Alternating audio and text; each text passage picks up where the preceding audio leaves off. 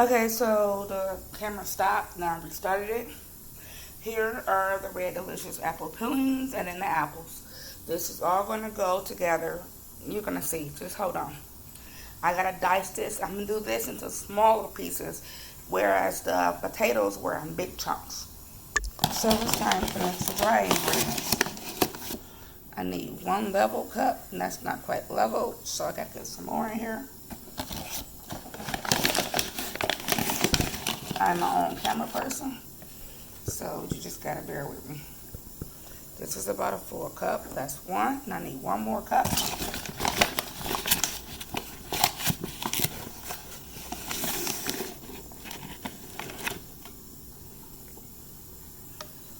Okay, that's about another cup. Now I'm gonna need sugar. I need about a 1/4 cup of that.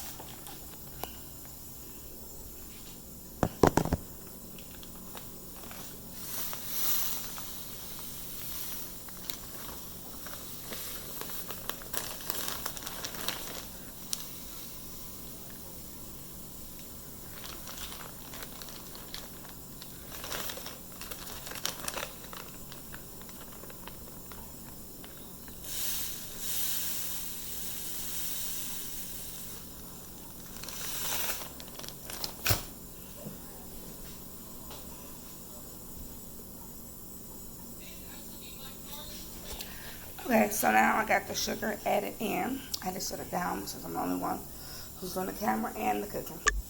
Now I need 4 teaspoons of baking powder. That's 2, 3, and that's 4. And then I need a 1/4 teaspoon of baking soda. Then I mix it. Just mix all the dry ingredients together. That makes everything taste better when everything is mixed all good.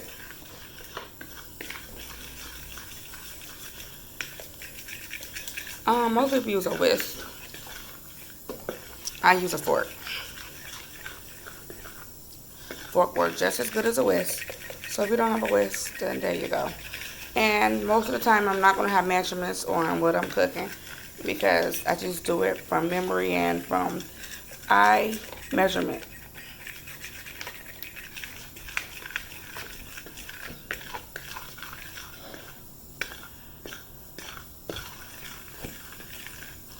Oh, I have this empty jar here.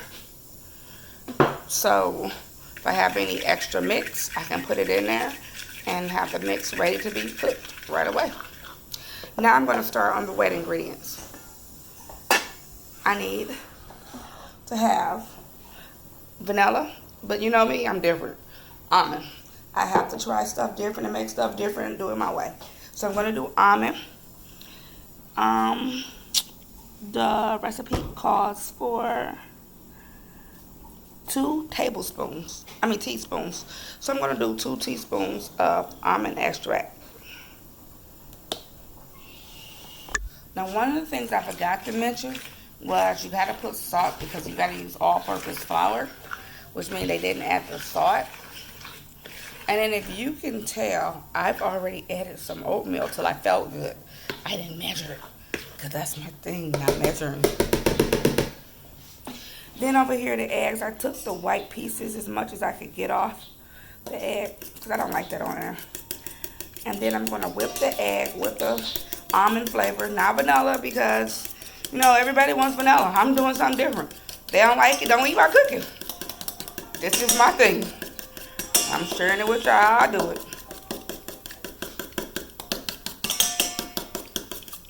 So now we have this nice and mixy. I don't have buttermilk, which is my favorite, or milk, so I'm going to use water. Okay, so now I'm starting to add the rest of the ingredients. That's the apples. I've added my liquid in here. Now I'm going to have to add the water because I told you I'm not using milk. So there's some water on the apples and the egg and the almond. That helps it to start to stick. Okay, so I added a cup of water. It requires a cup and a half, but because I added more ingredients than the actual recipe, I'm going to need more water than a half. You can already see that, can't you? See, that is 2 cups of water. You don't want your pancake mix to be soupy. You don't want it to be too thick either. So not too thick and not too thin. The apples were not cooked, but the potatoes, they were cooked. Now the same batter I made with the apples is what I'm going to do with the potatoes and stuff. I'm going to add a few more spices, a few more seasonings to it. Now this is going to need a little bit more water. The reason why it can't do the same exact ingredients for the potatoes, because the potatoes have to use black pepper. And you don't use black pepper in apples. I did put cinnamon also in here, which is why it got a little brown flavor. And when you peel apples, if you don't want them to brown, you need to put it in water or put lemon juice on it. Lemon juice will stop it from browning as fast. It's a little technique I learned. I do follow some directions in cooking. Don't always just do my own thing.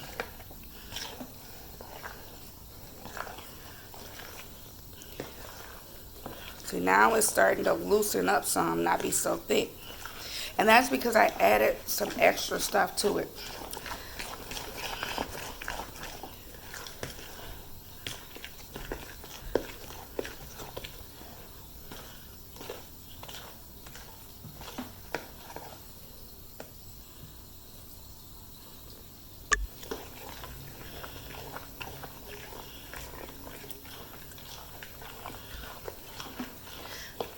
It's loosening up some. It's not as thick as it originally was.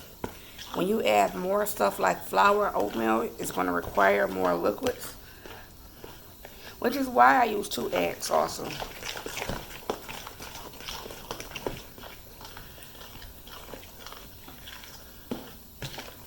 The apples will set at the bottom.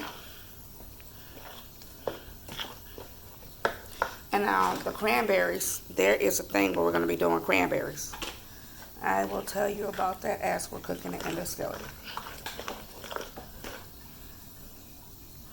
Okay, this is pretty good. It's not lumps, those are the apples you see. But homemade pancakes can have lumps in it, because it's homemade. Okay, so I took a measuring cup and scooped some in.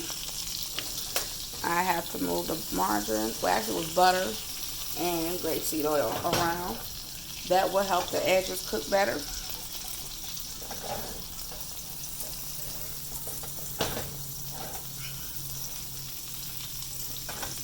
As long as it's getting the oil to it and the right amount of heat, it will cook. Sometimes you have to turn the skillet to another side to let the heat evenly cook.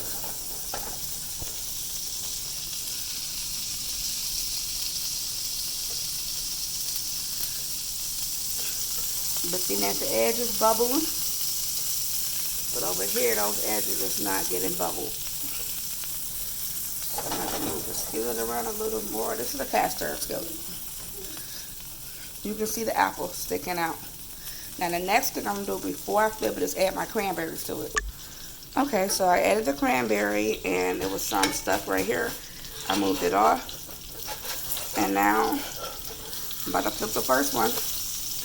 It did not stick or crumble. Yay. Let's go for the second one. Sometimes if it's not ready, it will stick or crumble. Kind of like that one. See how I wasn't all the way ready? But I was ready. You know, cooking takes patience and love. And if you're not patient, you will get a product you did not want. Always move your oil around. Moving the oil around will cause your food to cook faster and better evenly. Now I like to stick holes in it so I can make sure that the heat evenly goes through. Then I flip it. See the cranberries? Keeping it flipped like this, when it's almost done, will get them little edges that wasn't done, cause them to become done. And then also flipping it towards the wall.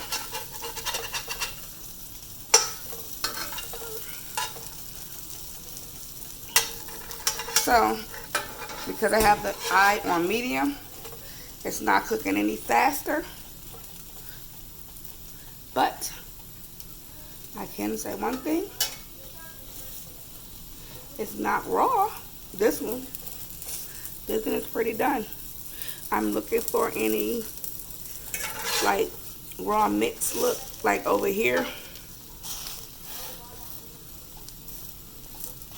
You don't want to get the pancake half done when you start cooking it.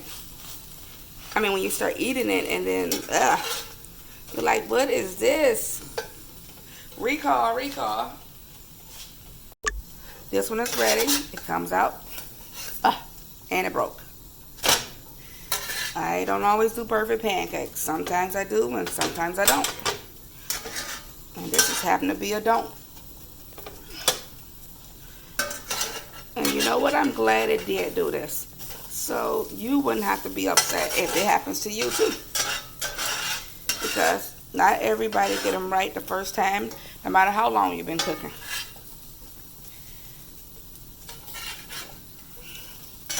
The heat is mostly over here. And so I'm keeping it flipped and turned this way towards this wall.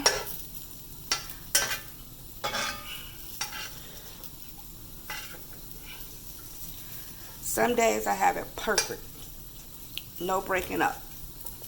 If you use buttermilk, it's easier to break up too. That's another issue. Okay, so this is it. Add your syrup, your flaxseed, your chia seed, and have a great day. Thanks for watching. Love you.